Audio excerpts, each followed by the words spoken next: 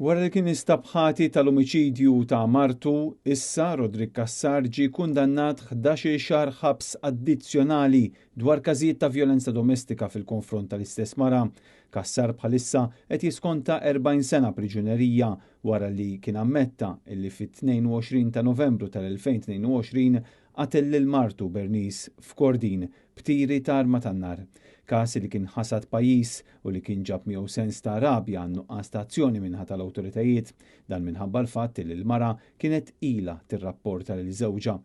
Qabel il-qtil fil-fatt Bernice Kassar kienet għamlet diversi rapporti fil-konfront tiegħu dwar każijiet li seħħew fl-2022 u li dwarhom Rodrik Kassar tressa il-qorti.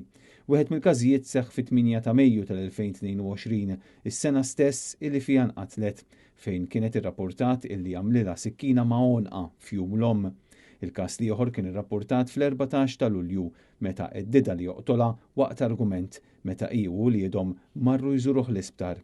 Waqt li sabitu ħati ta' dawn iż-żewġ każijiet, il-Maġistrat Lara Ranfranco illiberatu minn każ ieħor marbut ma' inċident li martu kienet irrapportati li seħħ fil-31 ta' Mejju tal-2022, bir-riżultat li issa se jiżdiedulu 11 xahar mal-kundanna illi diġà kellu.